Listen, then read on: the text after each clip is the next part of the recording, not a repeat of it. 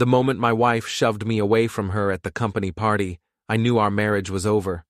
Not because of the physical rejection, though that stung like hell, but because of the satisfied smirk on her sister Lindsay's face as she watched it happen. "Don't touch me, John," Marissa hissed, loud enough for half the bar to hear.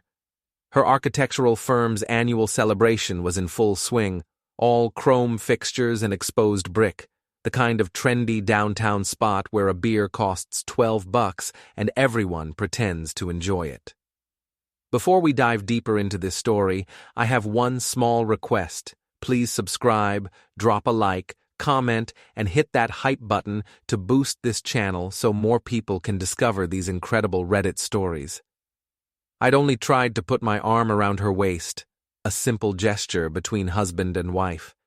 Instead, she'd recoiled like I'd slapped her, sending me stumbling backward into a cocktail table.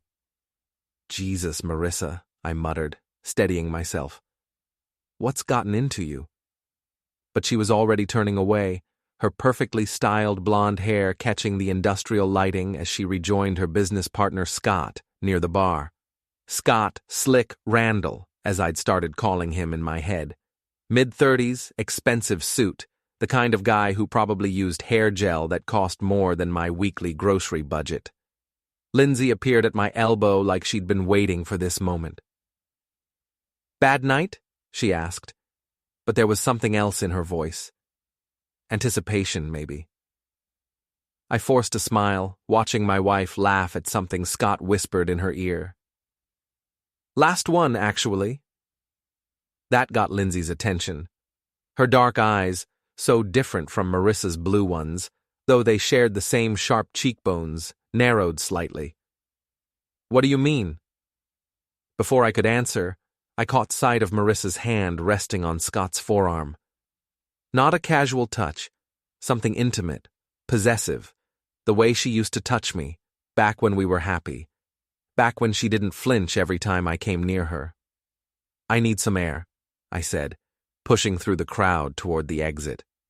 The October night was crisp, cutting through the haze of anger and humiliation clouding my thoughts.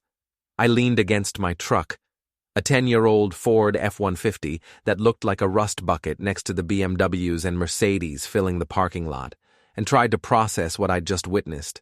22 years. That's how long Marissa and I had been together. High school sweethearts who'd somehow made it through college, career changes, and the slow erosion of dreams that comes with middle age. I'd supported her through architecture school, working double shifts at the construction company to keep us afloat. When she'd finally landed her dream job and started making real money, I'd been genuinely proud. Maybe that was my mistake. Maybe I should have seen the signs when she started working late every night, when she stopped talking about her day, when she moved into the guest bedroom because my snoring kept her awake.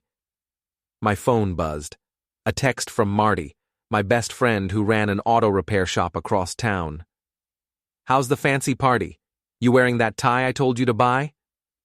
I looked down at the navy blue tie Marissa had picked out for me 3 Christmases ago. The same one I wore to every company function, every wedding, every occasion that required me to look presentable for her colleagues. Instead of responding to Marty, I scrolled through my recent calls until I found the number I'd been avoiding for weeks. Dave Morrison, a private investigator who'd done some work for my construction company when we'd had issues with employee theft. "Dave, it's John Doyle. I need to talk." Little late for a business call, isn't it?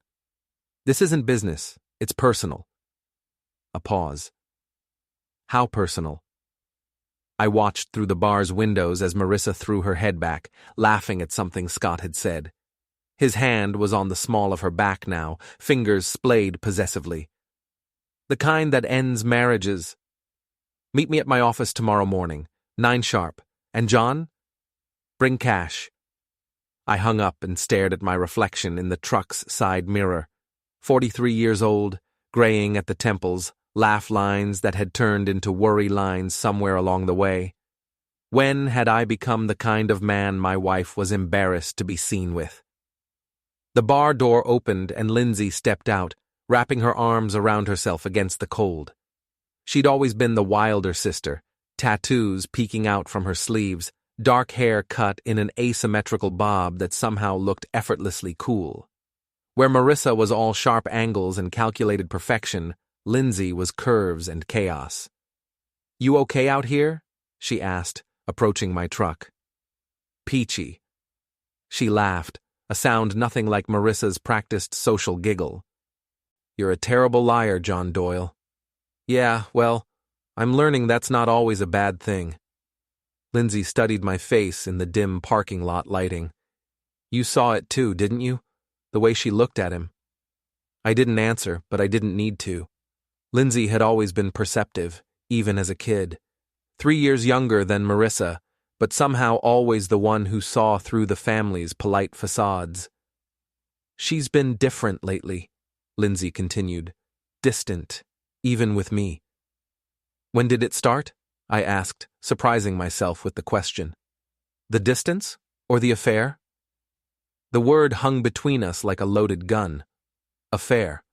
I'd been dancing around it in my head for weeks, but hearing it spoken aloud made it real. "Both."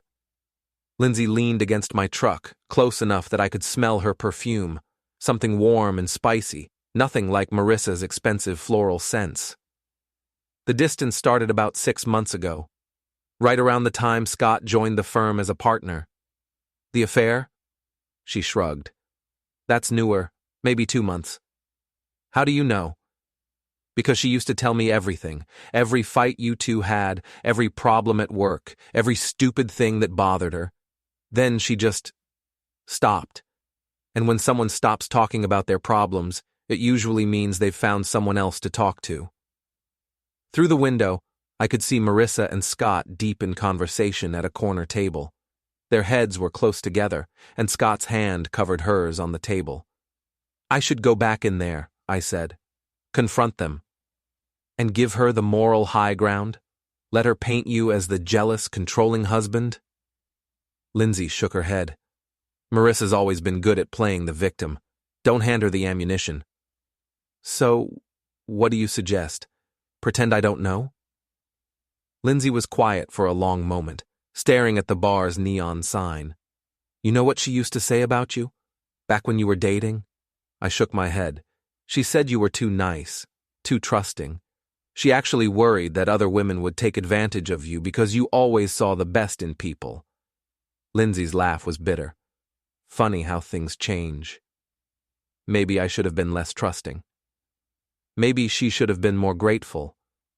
The bar door opened again, and a group of Marissa's colleagues spilled out, laughing and chatting as they headed to their cars. I recognized most of them, people I'd made small talk with at company barbecues and holiday parties, people who probably knew about the affair before I did. "I should go," I said, pulling my keys from my pocket. "John." Lindsay's hand touched my arm, stopping me. "Whatever you're thinking of doing, be smart about it. Marissa's not the same person you married. She's harder now, more calculating. If you come at her head on, she'll destroy you." I looked down at her hand on my arm, then back at her face. In the neon light, she looked younger than her 37 years, vulnerable in a way Marissa hadn't been in years. "Why are you telling me this?" "Because you deserve better.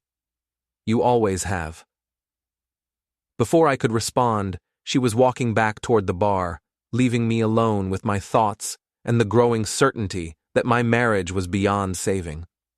I drove home through empty streets, my mind racing with possibilities. Confrontation, counseling, divorce. Each option felt like stepping off a cliff into unknown territory. Our house was dark when I pulled into the driveway. A modest, 2-story colonial in a middle-class neighborhood, nothing like the sleek downtown loft Marissa had been eyeing in real estate magazines. She'd called our home quaint when talking to her colleagues, and I'd pretended not to hear the condescension in her voice. Inside, I poured myself 3 fingers of bourbon and sat in my recliner, the one piece of furniture Marissa hadn't replaced during her redecorating phase last year. The house felt different now, like a stage set rather than a home. Everything perfectly arranged, nothing out of place, no signs of the life we'd built together. I thought about Dave Morrison's words, bring cash. How much did it cost to confirm your worst suspicions? How much to document the end of everything you thought you knew about your life?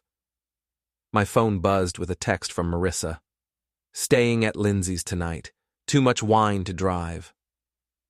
I stared at the message, knowing it was a lie. Lindsay had been at the bar when I left, and she'd been stone sober, which meant Marissa was somewhere else, with someone else. I finished my bourbon and headed upstairs to our bedroom. Her side of the bed was already cold, sheets pulled tight in that way that said she hadn't planned on coming home. In her nightstand drawer, buried under old magazines and charging cables, I found what I was looking for, a second phone. An iPhone I'd never seen before, still warm from recent use. My hands shook as I powered it on. No lock screen. Marissa had always been careless about security. The text messages loaded, and my worst fears were confirmed in a string of conversations that made my stomach turn. Scott. Can't wait to have you all to myself tonight. Marissa. John's getting suspicious. We need to be more careful. Scott. Or you could just leave him. You know you want to. Marissa. It's complicated. The house, the finances. I need time to figure things out. Scott. I'm tired of sneaking around. You're better than this suburban housewife act. The messages went back months. Intimate details about their relationship, cruel observations about our marriage, plans for a future that didn't include me. But it was the last exchange that broke something inside me. Marissa. He tried to touch me tonight, made my skin crawl. Scott. Soon you won't have to pretend anymore. I set the phone down carefully, my hands surprisingly steady now. The hurt was still there, sharp and immediate, but it was being overtaken by something else, something colder and more focused. 22 years of marriage, 22 years of supporting her dreams, making sacrifices, being the dependable husband while she climbed the social ladder. And this was how it ended, with secret phones and cruel laughter and plans made behind my back.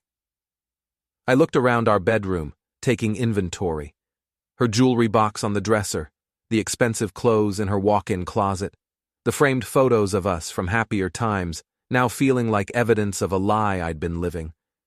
But I wasn't going to be the victim in this story. Not anymore. I put the phone back exactly where I'd found it and went to my computer. If Marissa wanted to play games, I'd show her what a real game looked like. Dave Morrison's office smelled like stale coffee and broken dreams. Located above a pawn shop on the wrong side of downtown, it was exactly what you'd expect from a private investigator who advertised on bus benches and took cash payments. Adultery cases are bread and butter, Dave said, leaning back in a chair that squeaked with every movement. He was a thin man in his 50s, with the kind of weathered face that suggested he'd seen too much of humanity's worst impulses. Question is, what do you want to accomplish? I slid an envelope across his desk. $5,000 in cash, withdrawn from my personal account. Money I'd been saving for a fishing boat.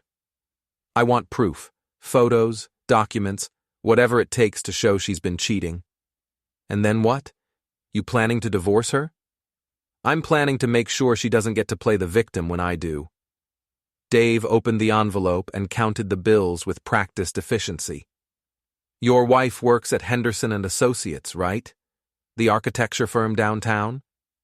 You know it? I know Scott Randall's got a reputation. This isn't his first time mixing business with pleasure. Dave pulled out a yellow legal pad and started taking notes. Tell me about their schedules, when they're together, where they go, any patterns you've noticed. For the next hour, I laid out everything I'd observed over the past few months. The late nights at the office, the weekend site visits that couldn't be verified, the way Marissa had started dressing differently, buying new lingerie she never wore around me.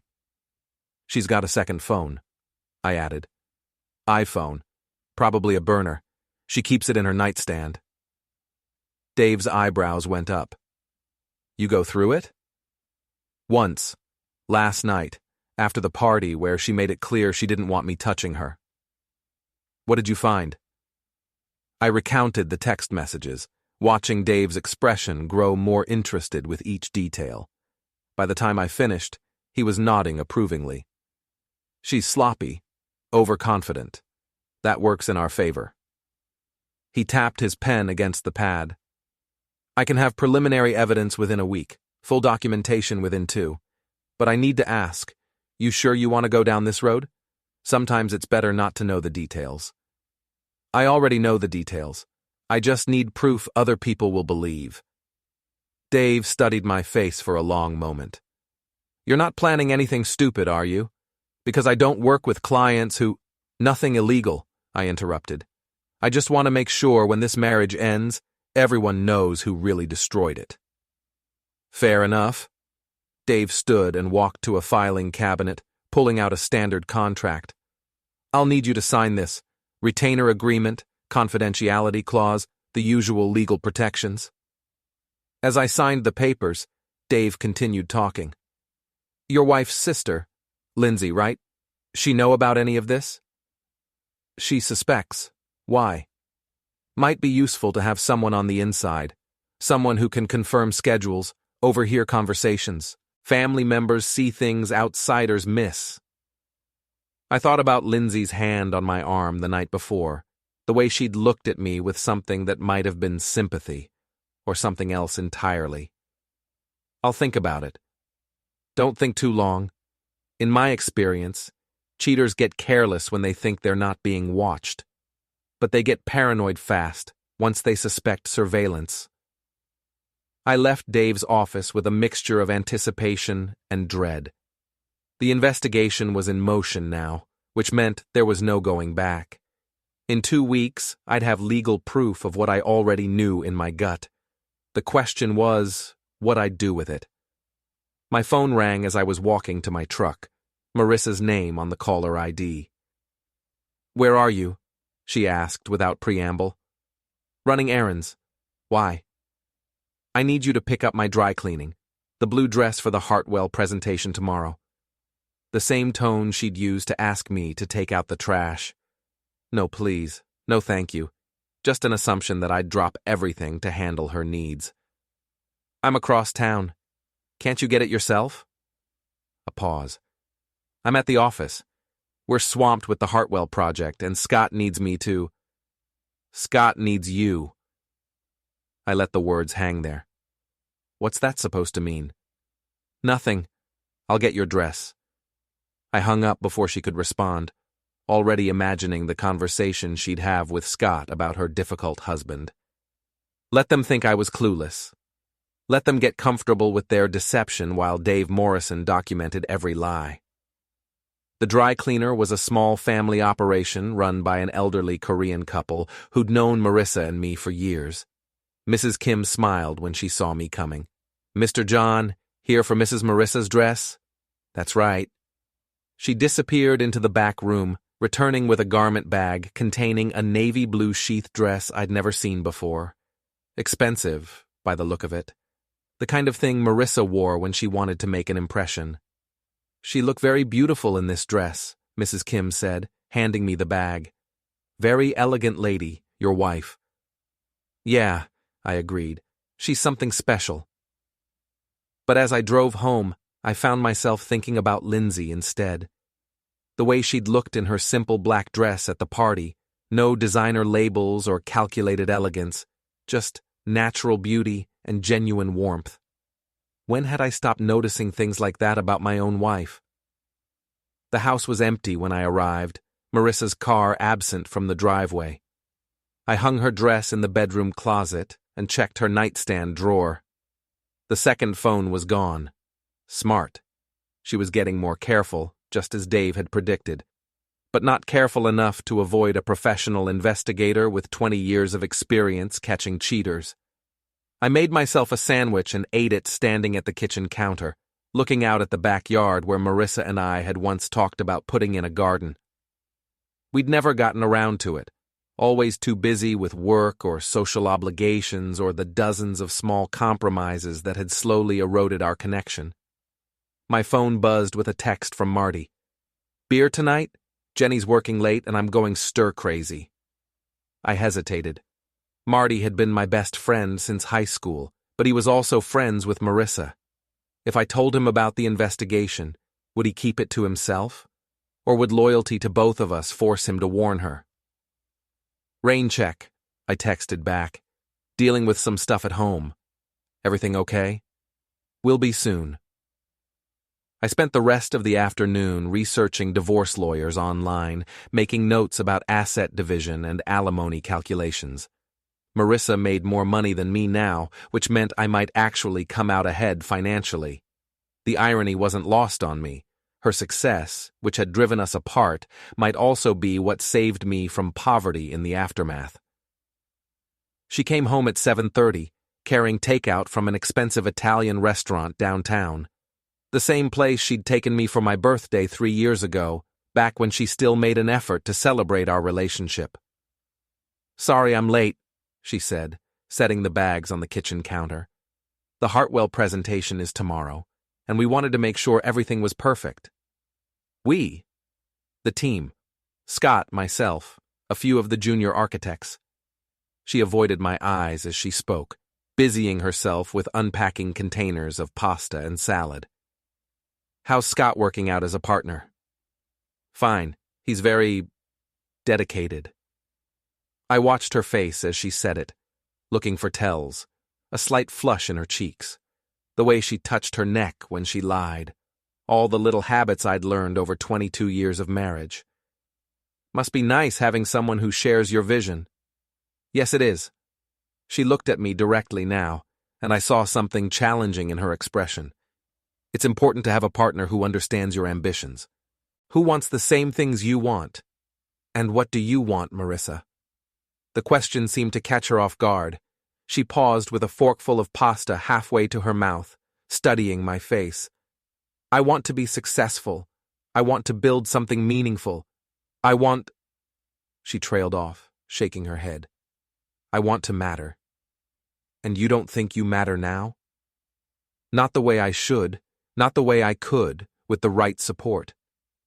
The implication was clear. I wasn't the right support. I was the anchor holding her back from whatever life she imagined with Scott Randall. "I see," I said quietly. We ate the rest of our dinner in silence, two strangers sharing a meal in a house that no longer felt like home. Marissa went to bed early, claiming exhaustion from work stress. I stayed up until midnight, making plans and waiting for the investigation to begin in earnest. The next morning, I watched from the kitchen window as Marissa got into her car wearing the blue dress I'd picked up from the dry cleaner. She looked beautiful, confident, ready to conquer the world, ready to present her vision of the future to the Hartwell clients with Scott by her side.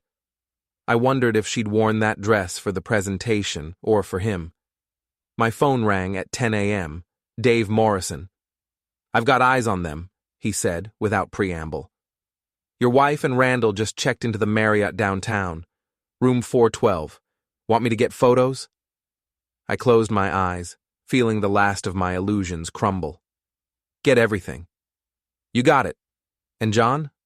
"I'm sorry. I know this isn't easy." "No," I agreed. "But it's necessary." I hung up and poured myself another cup of coffee, my hand steady despite the earthquake happening inside my chest. Phase 1 was complete. Now it was time to start planning Phase 2. The photos arrived by email 3 days later, and they were everything Dave Morrison had promised. High-resolution images of Marissa and Scott entering the Marriott together, kissing in the hotel bar, Scott's hand on her thigh under the restaurant table, Marissa laughing at something he'd whispered in her ear, her face radiant with the kind of happiness I hadn't seen from her in years. But it was the final photo that broke something fundamental inside me.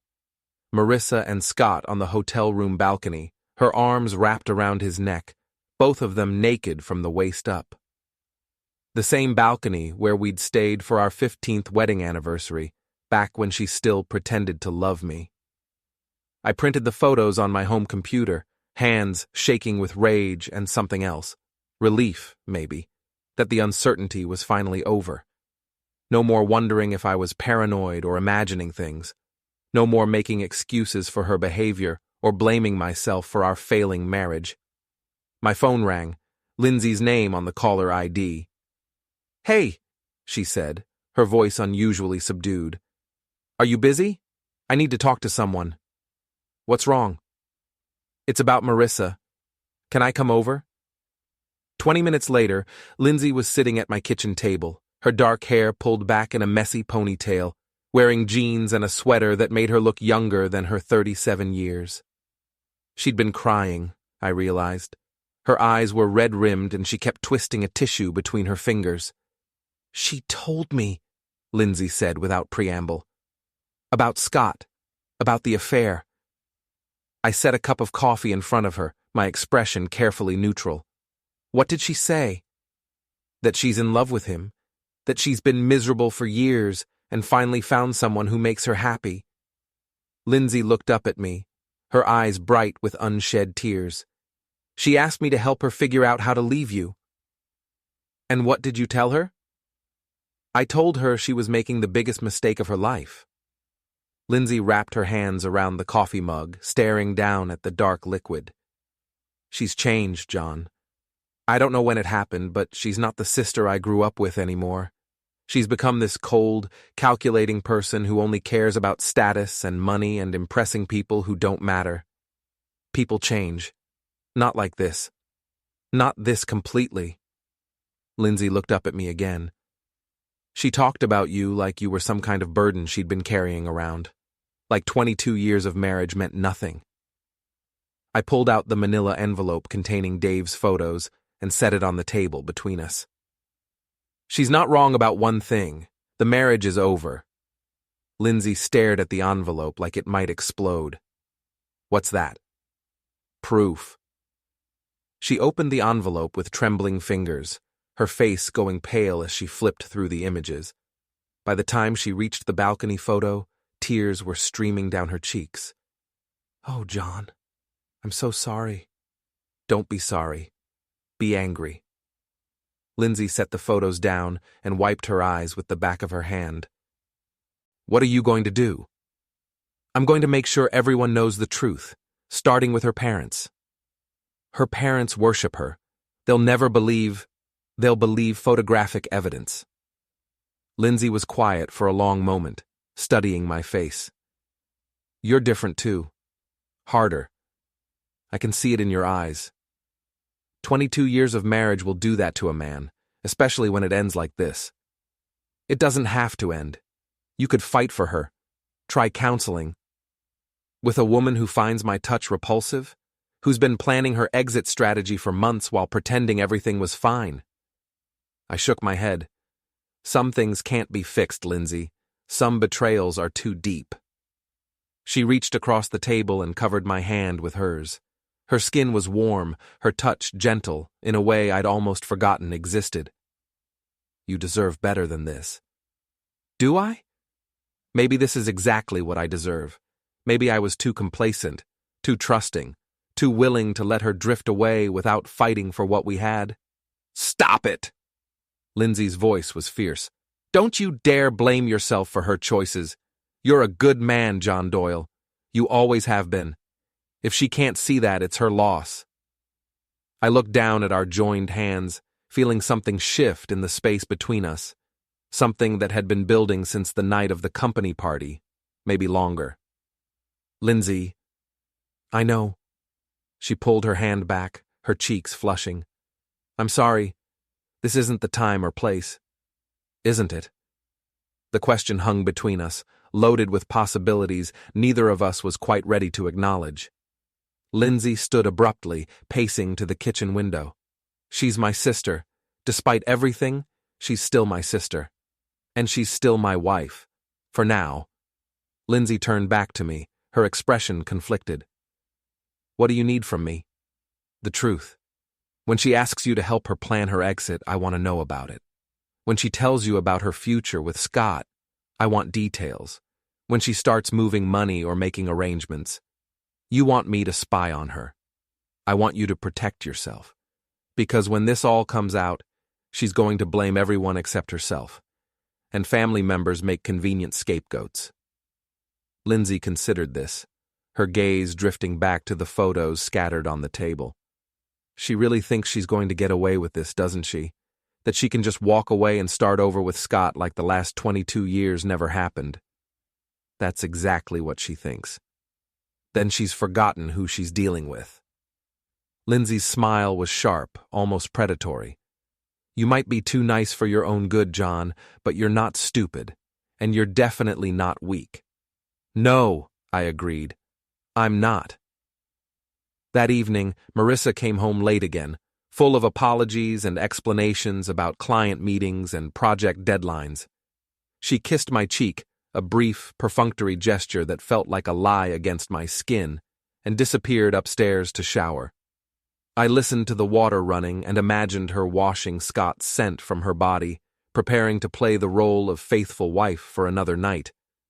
The performance was flawless, I had to admit. If I hadn't seen the photos, hadn't read the text messages, I might have believed her act indefinitely.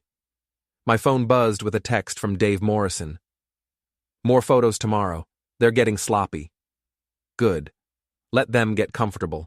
Let them think they were smarter than the boring husband who worked construction and drove an old truck. Let them underestimate me right up until the moment I destroyed their perfect little fantasy. Marissa emerged from the bathroom wearing a silk nightgown I'd bought her last Christmas. She'd never worn it before, claiming it was too fancy for every day. Apparently, guilt made her sentimental. "How was your day?" she asked, settling into bed beside me. "Fine. Quiet. Good. You work too hard. You should take some time for yourself, maybe plan a fishing trip with Marty." Translation: Please leave town so I can spend more time with my lover without having to sneak around. Maybe I will. She smiled and kissed me again, this time on the lips. It lasted exactly 3 seconds and felt like kissing a stranger. "I love you," she said, the words automatic and empty. "I love you too." The lie came easily now. We were both actors in a play neither of us believed in anymore, going through the motions until one of us found the courage to drop the curtain. But I wasn't planning to just drop the curtain. I was planning to burn down the entire theater. I waited until Marissa's breathing evened out beside me, then slipped out of bed and went to my computer. Dave's preliminary report was already in my email, along with a detailed timeline of the affair and financial records showing Scott's pattern of dating and discarding his business partners. Marissa wasn't his first victim. She wasn't even his second. Scott Randall had a history of seducing successful women, using their resources to advance his career, then moving on to the next opportunity. The only difference was that this time he'd picked a married woman with assets worth fighting for. I spent the next 2 hours researching divorce law and asset protection strategies. By the time I finally went back to bed, I had a plan that would ensure Marissa got exactly what she deserved, and nothing more. The next morning, she was gone before I woke up, leaving only a note about an early client meeting and a lipstick kiss on the bathroom mirror that felt like mockery. I called in sick to work and drove to Lindsay's apartment across town. She answered the door in yoga pants and an oversized sweater, her hair still messy from sleep. "John? What are you doing here?" "I need your help." She stepped aside to let me in, and I found myself in a space that was everything our house wasn't. Warm, lived in, filled with books and plants, and the kind of comfortable chaos that comes from actually enjoying your home. "Coffee?" she offered. "Please." As she busied herself in the kitchen, I studied the photographs covering her refrigerator. Family pictures mostly, including several of Marissa and me from happier times. In one, we were laughing at something off-camera, my arm around her waist, her head tilted against my shoulder. We looked like people who actually liked each other. "When was that taken?" Lindsay asked, following my gaze. "Your birthday party 3 years ago," Remember? We had it at that restaurant by the lake. You were so happy that night. Both of you. Yeah, well, things change. Lindsay handed me a mug of coffee and settled onto the couch beside me. What kind of help do you need? The kind that might damage your relationship with your sister permanently. She was quiet for a moment, studying my face. Tell me what you're thinking. I'm thinking Marissa has gotten comfortable lying to both of us. I'm thinking she believes she's smarter than everyone around her, including the husband she's planning to discard. And I'm thinking it's time she learned otherwise. You want revenge. I want justice. There's a difference. Lindsay curled her legs under her, wrapping her hands around her coffee mug. What would you need me to do? Be my eyes and ears. Tell me when she's planning to make her move, when she's meeting with lawyers, when she's moving money around. Help me stay one step ahead of her. And in return? In return, when this is over and the dust settles, you'll know you were on the right side, the side that valued honesty and loyalty over ambition and selfishness. Lindsay was quiet for a long time, staring into her coffee like it held answers to questions she wasn't sure she wanted to ask. She called me yesterday, she finally said, asked me to have lunch with her today. She wants to discuss family matters.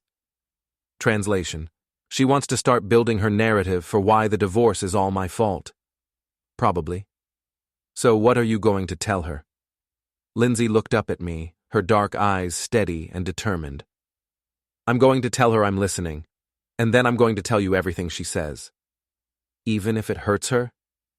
Especially if it hurts her. Because maybe if she faces some real consequences for once in her life, she'll remember who she used to be before she became this person I don't recognize. I reached over and squeezed her hand, feeling the warmth of her skin and the strength of her grip. Thank you. Don't thank me yet. This is going to get ugly before it gets better. I'm counting on it. Lindsay's intelligence gathering proved more valuable than I dared hope. Over lunch at an upscale bistro downtown, Marissa had laid out her entire exit strategy with the casual confidence of someone who believed she held all the cards. She's planning to file for divorce next month, Lindsay reported that evening, sitting across from me at my kitchen table. She's already consulted with 3 different lawyers, looking for the one who'll be most aggressive about asset division. What about the house? She wants to force a sale, split the proceeds 50-50, even though she's the one breaking up the marriage. Lindsay's voice was tight with anger. She actually said she deserved half of everything because she invested 22 years in this relationship. Invested. I let the word roll around in my mouth, tasting its bitterness. Like I was some kind of stock portfolio that didn't perform to her expectations. It gets worse. She's planning to claim emotional abuse. Says you've been psychologically controlling, and that she's been afraid to leave because of your unpredictable temper. I set down my beer carefully, my hands surprisingly steady, despite the rage building in my chest. Emotional abuse. She's been documenting incidents, keeping a journal of every argument, every time you've raised your voice, every moment of tension between you two, but she's editing them, making herself the victim in every scenario. And Scott, where does he fit into her master plan? Lindsay's expression darkened. They're planning to move in together as soon as the divorce is finalized. He's already looking at condos in the arts district, places that match their sophisticated lifestyle. They want to be seen as the power couple of the architecture world. How romantic. There's more. Lindsay pulled out her phone and scrolled through what looked like text messages. She asked me to testify on her behalf, to corroborate her claims about your controlling behavior and support her narrative about being trapped in an unhappy marriage. And what did you tell her? I told her I'd think about it. Lindsay looked up at me, her eyes blazing with indignation. John, she actually tried to coach me on what to say. She wanted me to lie under oath to help her steal half your assets and destroy your reputation. The kitchen fell silent, except for the hum of the refrigerator and the distant sound of traffic. I thought about the woman upstairs, probably texting with Scott about their bright future together, completely unaware that her carefully constructed plan was about to collapse around her. "She's forgotten something important," I said finally. "What's that?" "I know her better than anyone, including her weaknesses." Lindsay leaned forward, interested. "Such as?" "Marissa has always needed to be the smartest person in the room. It's her greatest strength and her fatal flaw. She can't resist showing off, can't help but gloat when she thinks she's winning." I smiled, feeling something cold and satisfied settling in my chest. She's going to want to confront me directly, to see the look on my face when she reveals how thoroughly she's outmaneuvered me. "You think she'll confess?" "I think she'll do something even better. She'll try to make me feel small and stupid for not seeing it coming. She'll want to hurt me, to punish me for being the anchor that held her back from her glorious new life. And when she does, I'll be ready." We spent the next hour planning our counter-strategy. Lindsay would continue playing the supportive sister while feeding me information about Marissa's moves. I would maintain my facade of oblivious husband, while Dave Morrison gathered more evidence and I prepared my own legal offensive. "There's something else," Lindsay said as she was getting ready to leave. "Something I probably shouldn't tell you." "Tell me anyway." "She said she never really loved you, that she married you because you were safe and reliable, but that she always knew she'd outgrow you eventually." Lindsay's voice was soft, apologetic. "She said staying with you this long was the biggest mistake of her life." The words hit like physical blows, each one finding its target with surgical precision. 22 years of marriage dismissed as a mistake. 2 decades of love and support and shared dreams reduced to a calculation about safety and reliability. "I'm sorry," Lindsay whispered. "I shouldn't have." "Yes, you should have. I needed to hear it." Because now I knew exactly what I was dealing with. Not the woman I'd married, not even a stranger, but something worse. Someone who had actively despised me while pretending to love me. Someone who had been planning my destruction while sharing my bed. "John." I looked up to find Lindsay watching me with concern, her dark eyes soft with sympathy I didn't deserve. "I'm okay," I said, and was surprised to find it was true. The hurt was there, sharp and immediate, but underneath it was something harder and more useful. Clarity. "Are you?" "Better than okay. For the first time in months, I know exactly where I stand." Lindsay moved closer, her hand reaching up to touch my cheek. "You don't have to go through this alone." The moment stretched between us, loaded with possibility and danger in equal measure. She was beautiful, I realized. Not in Marissa's calculated way, but naturally, genuinely. And she was offering me something I hadn't felt in years, the sense that someone actually cared about my well-being. "Lindsay." "I know. She's my sister. You're still married. The timing is terrible." Her hand was still on my cheek, her thumb tracing a line along my jaw. "But I can't pretend I don't have feelings for you. I've had them for years, if I'm being honest." "Years?" "Since before you and Marissa started having problems.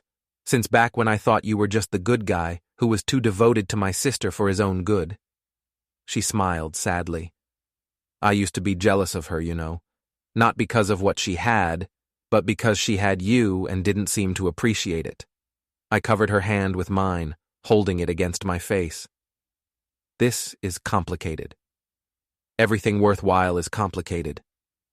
Before I could talk myself out of it, I leaned down and kissed her. It was soft at first, tentative, a question more than a statement, but when she kissed me back, her arms sliding around my neck, it became something else entirely. Something desperate and hungry and completely different from the perfunctory kisses I'd been sharing with Marissa. When we finally broke apart, we were both breathing hard. "That was," Lindsay started, "a mistake?" "Perfect."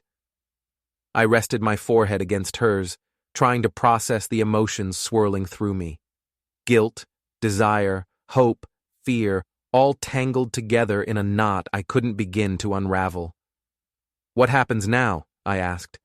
"Now you go upstairs to your wife and pretend nothing has changed, and I go home and pretend I'm not falling in love with my sister's husband. And tomorrow? Tomorrow we keep playing our parts until it's time to drop the masks."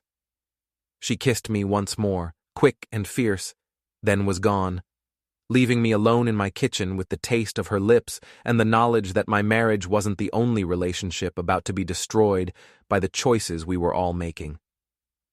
I found Marissa in our bedroom, laptop open on her knees, working on what looked like architectural plans. She glanced up when I entered, her expression neutral. "How was your evening?" she asked. "Fine. Watched some TV? Had a beer?" "Good. You should relax more." The casual dismissal in her tone, as if my evening was so inconsequential it barely merited acknowledgement, crystallized something inside me. This was how she saw me now, not as a partner or even an adversary, but as a minor inconvenience to be managed until she could discard me entirely. "Marissa," I said, sitting on the edge of the bed, "can I ask you something?" She looked up from her laptop, slightly annoyed at the interruption. "What? Are you happy?" The question seemed to catch her off guard. She closed the laptop and studied my face, probably trying to determine if this was some kind of trap. "That's a complicated question. Not really. Either you're happy or you're not." "I'm content most of the time." "Content." I nodded slowly. "That's not the same thing as happy. Happiness is overrated. Contentment is more realistic for people our age." "Is it? Or is that just what we tell ourselves when we've given up on something better?" Marissa's eyes narrowed slightly. "What's this about, John?" "I've been thinking about us, about where we are, where we're going, whether this is really what either of us wants anymore." For a moment, I saw something flicker across her face, surprise, maybe, or hope, the possibility that I might be offering her an easy exit from the marriage she was planning to destroy anyway. "And what conclusion have you reached?" she asked carefully. "I think we both deserve to be happy, really happy, not just content." "That's very philosophical of you." "Maybe it's time to stop being philosophical and start being honest." The words hung between us like a challenge. This was her moment, her opportunity to come clean about Scott, about her plans, about the contempt she felt for our marriage. All she had to do was be brave enough to tell the truth. Instead, she opened her laptop again and returned to her architectural plans. "I'm too tired for deep conversations tonight," she said without looking up.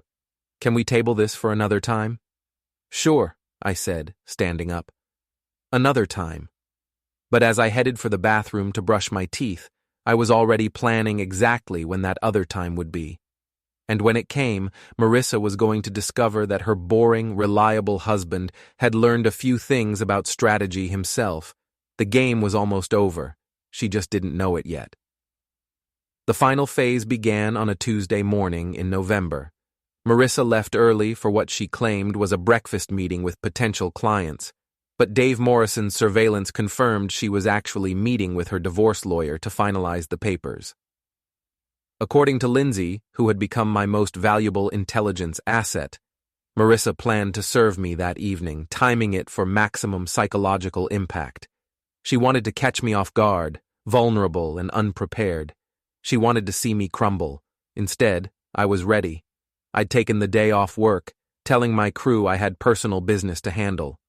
By 9 a.m., I was sitting in my lawyer's office, not some strip mall attorney, but Harrison Webb, one of the most respected family law practitioners in the state. The retainer had cost me $15,000, money I'd quietly moved from our joint savings account over the past month. "Mr. Doyle," Harrison said, reviewing the file I'd compiled with Dave Morrison's help, "this is quite comprehensive. Your wife's attorney is going to be very surprised." "That's the idea." Harrison was a thin man in his 60s, with silver hair and the kind of quiet confidence that comes from winning cases other lawyers wouldn't touch.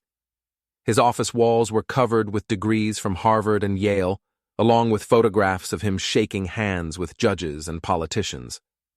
"The adultery evidence is solid," he continued, flipping through Dave's photographs.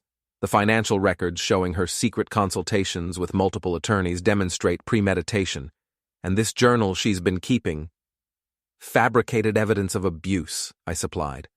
"My sister-in-law photographed several pages before Marissa realized she was being watched. Attempted fraud in a divorce proceeding, that's a serious charge." Harrison looked up at me over his reading glasses. "Are you sure you want to go nuclear on this? Sometimes a quiet settlement is less damaging for everyone involved." "Mr. Webb, my wife has spent months planning to destroy my reputation, steal half my assets, and paint me as an abusive husband to cover her own adultery.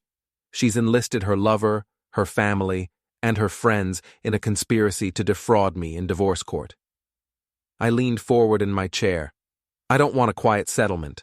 I want justice. Justice can be expensive and messy. So can letting people think they can destroy your life without consequences." Harrison smiled, the first genuine expression I'd seen from him since entering his office. "In that case, let's give your wife the surprise of her life." The papers were filed by noon. While Marissa was having lunch with Scott, probably celebrating their imminent freedom, the process server was delivering a comprehensive countersuit that would turn her world upside down: adultery, fraud, conspiracy, intentional infliction of emotional distress. I was seeking full custody of our assets, attorney's fees, and punitive damages that would leave her worse off than when we'd married.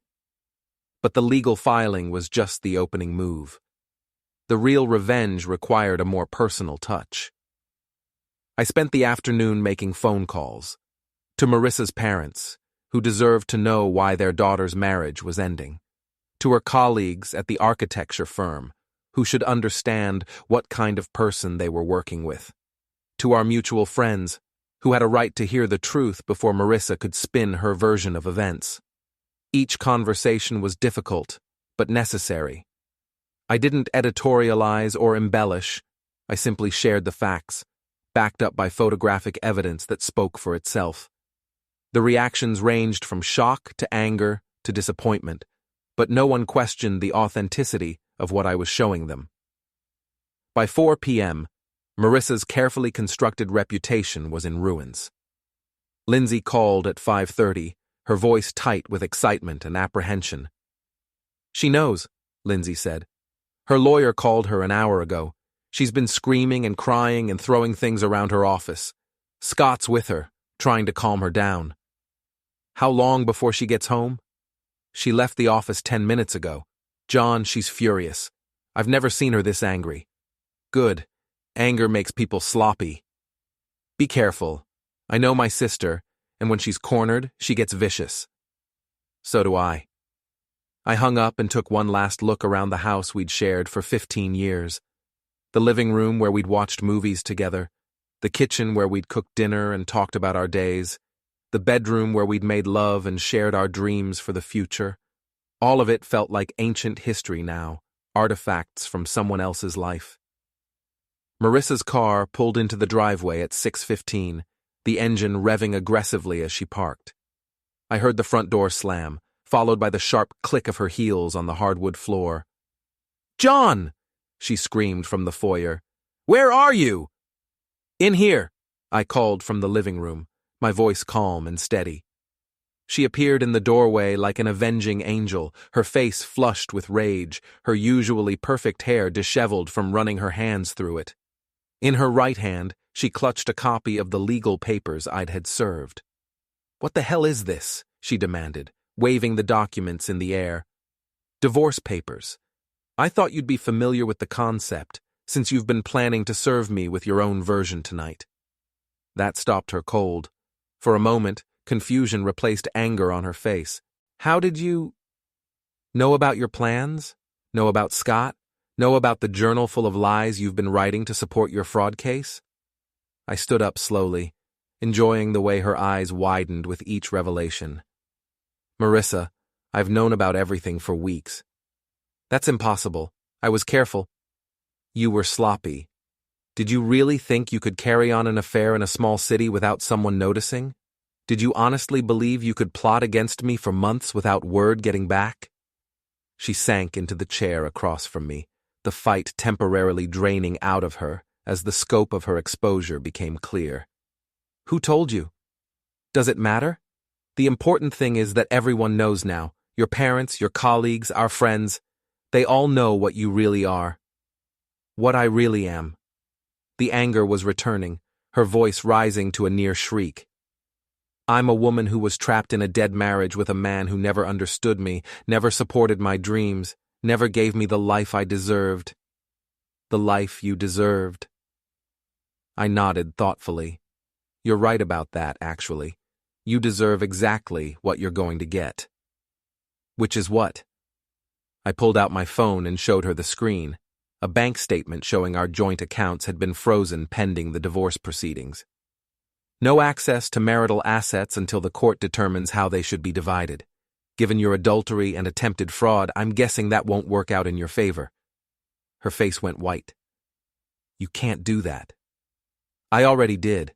I also had the locks changed on the house, which the court has awarded to me as temporary separate property. You'll need to find somewhere else to stay. This is my house too. Was, past tense. I stood up and walked to the window, looking out at the neighborhood where we'd planned to grow old together. You know what's funny, Marissa? If you'd just been honest with me, if you'd come to me 6 months ago and said you wanted a divorce, I probably would have given you half of everything without a fight. Then why? Because you didn't just want a divorce. You wanted to destroy me. You wanted to paint me as the villain while you rode off into the sunset with your lover, taking half my assets and leaving me with a reputation as an abusive husband. I turned back to face her. You wanted to win, not just leave. I did win. I found someone who loves me, who appreciates me. Scott? I laughed, the sound harsh in the quiet room. You might want to check your email. About an hour ago, someone sent him copies of all the evidence in our divorce case, along with information about his pattern of seducing and discarding business partners. Apparently, Henderson and Associates takes a dim view of employees who create legal liabilities for the firm. The color drained from her face completely now. What are you saying? I'm saying Scott Randall cleaned out his office and left town this afternoon. Didn't even leave a forwarding address. The lie came easily, smoothly, delivered with just enough detail to be believable. In reality, Scott was probably at his apartment, planning damage control strategies with Marissa. But she didn't know that, and in her current state of panic, she was ready to believe the worst. That's not possible. He loves me. He loved your connections and your money. Now that both are gone, so is he. Marissa pulled out her phone with shaking hands, frantically dialing Scott's number. It went straight to voicemail. Not because he'd fled town, but because I'd used a simple cell phone jammer I'd bought online to block signals in the immediate area. Scott, it's me, she said to his voicemail, her voice breaking. Please call me back. I need to know you're okay, that we're okay. I love you. She tried calling 3 more times, each attempt growing more desperate. By the 4th try, she was crying. He's gone, she whispered, more to herself than to me. Did you really think it would end any other way? Did you honestly believe a man who cheats with married women was going to be faithful to you? She looked up at me then, and for a moment I saw the woman I'd married 22 years ago, vulnerable, scared, realizing she'd made a terrible mistake. If she'd apologized then, if she'd shown even a hint of genuine remorse, I might have softened. Instead, she attacked. This is all your fault, she screamed, jumping to her feet. If you'd been a better husband, if you'd given me what I needed, none of this would have happened. And what did you need, Marissa? More money? A bigger house? A husband who looked better at cocktail parties? I needed a partner. I needed someone who understood my ambitions, who wanted to build something meaningful instead of just Existing. I worked 60-hour weeks to put you through architecture school. I supported every career move you made, even when it meant sacrificing my own opportunities. I celebrated every success and comforted you through every failure. My voice was getting louder now, 22 years of suppressed resentment finally finding its voice. What I didn't do was read your mind and anticipate that you'd decided I wasn't good enough for the life you wanted. You were holding me back. I was loving you, but apparently that wasn't enough. The fight went out of her again, replaced by something that looked almost like grief. She sank back into the chair, her perfect facade finally cracking completely. "What happens now?" she asked quietly. "Now you find a place to stay and a lawyer who specializes in damage control. You try to rebuild your career and your reputation from whatever pieces are left after this is over, and you learn to live with the consequences of your choices. And us? There is no us. There hasn't been for months, maybe years. The only difference is now it's official." I walked to the front door and held it open, a clear invitation for her to leave.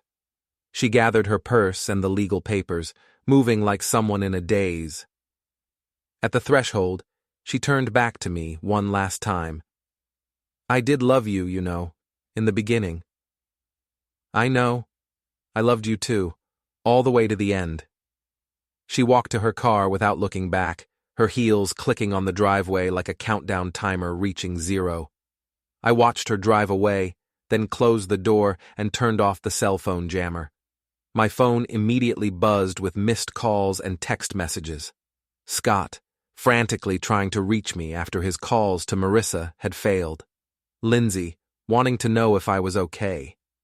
Dave Morrison, reporting that he'd successfully served papers on Scott as well.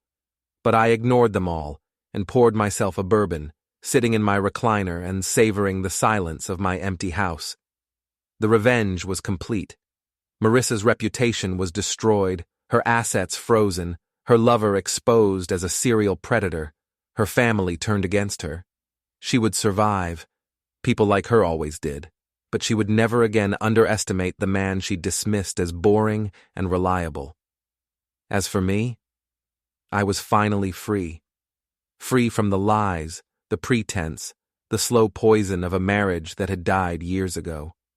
Free to discover who I was when I wasn't trying to be the man Marissa wanted me to be. My phone rang. Lindsay's name on the caller ID. "It's over," I said when I answered. "Are you okay?" "Better than I've been in years." "She's at my apartment. She's broken, John. Completely broken." "Good. She keeps asking about Scott, why he won't answer her calls." I smiled, remembering the cell phone jammer and the carefully constructed lie about Scott fleeing town.